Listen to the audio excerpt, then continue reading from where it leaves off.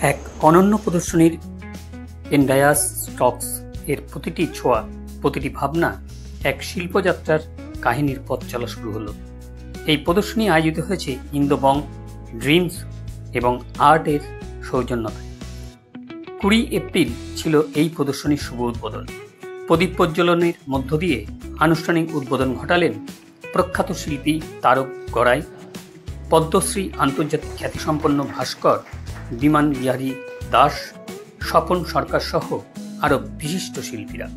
প্রদর্শনী চলবে 20 এপ্রিল থেকে 1 মে 2025 পর্যন্ত Baghajatin park Panchasayar ইন্দোবং dreams and আর্টের নিজস্ব প্রেক্ষাগৃহে। এই প্রদর্শনীতে নবাগত শিল্পীদের বিভিন্ন ছবি এবং ভাস্কর্য ছাড়াও প্রয়াত শিল্পীদের বিভিন্ন ভাস্কর্য এবং ছবি সংগৃহীত হয়েছে এই সংস্থার তত্ত্বাবধানায়। এই সংস্থার 2 কর্ণধার ভাস্কর অয়ন পাইন এবং তিস্তা পাইন জানান, আগামী দিনে শিল্পীদের বিভিন্ন ওয়ার্কশপের মাধ্যমে তাদের শিল্পসত্তাকে প্রসারিত করার দীর্ঘ প্রয়াস তারা ঘটাবে। দেখতে থাকুন সমাচার টিভি পদ্মার বাংলায় এর কিছু অংশ।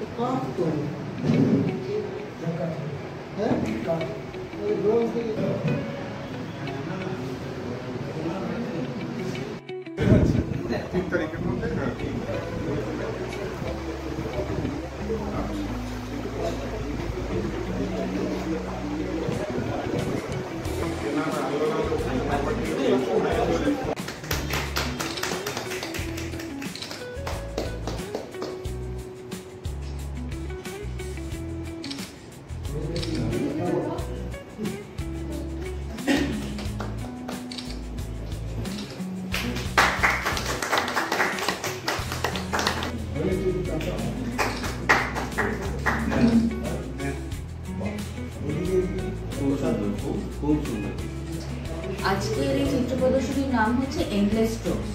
এটা হচ্ছে সিনিয়র আর্টিস্ট যারা অনেক বছর ধরে ছবি আঁকছেন, তাদের কাজ নিয়ে আমরা এই এক্সিবিশনটা করার চেষ্টা করেছিলাম এবং তাতে আমরা সঙ্গে পেয়েছি 18 জন আমাদের শিল্পী। এদের মধ্যে কিছু আছেন যারা প্রয়াত, তাদেরটা আমরা তাদের পরিবারের কাছ থেকে বা যাদের কাছে তাদের সংগ্রহে ছিল তাদের কাছ থেকে পেয়েছি।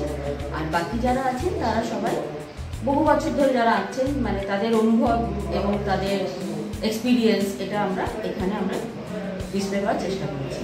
আর আজকের আমাদের এই এক্সিবিশনে যেমন অনেক সিনিয়র আর্টিস্ট যেমন রয়েছেন বিমান বিহারী দাসের রয়েছে, উমা সিদ্ধান্ত রয়েছে এবং বিজন চৌধুরী রয়েছে, তাদের সাথে আমাদের যে ছবি একত্রে এক জায়গায় দেখা যাবে, এটা কিন্তু আমাদের কাছে অনেক পাওয়া এবং সেখানে আমরা অনেক কিছু দেখা বা জানা বোঝার মধ্যে কিন্তু একটা সম্পর্ক তৈরি হবে। এটাই হচ্ছে আমরা আশা করব এবং আগামী দিনে এই গ্যালারির উদ্যোগ আরও বড় হবে এবং সবার কাছে যাবে, এটা আমরা আশা করব। আমার অভিজ্ঞতায় এখানে এসে আমি খুব অভিভূত, কারণ যেভাবে যে উদ্যোগ নিয়েছে সংকীর্ণ জায়গা সত্ত্বেও মানসিকতা বড়, যার জন্যে এইভাবে ভাবতে পেরেছেন। এটা কেউ ভাবে না, কারণ যারা মৃত এবং যারা এক সময় দাপিয়ে বেরিয়েছে, এত ভালো কাজ করেছে, তো তাদের কাজ সংগ্রহ করেছে এবং বর্তমান প্রজন্মের যে সমস্ত শিল্পীরা এখন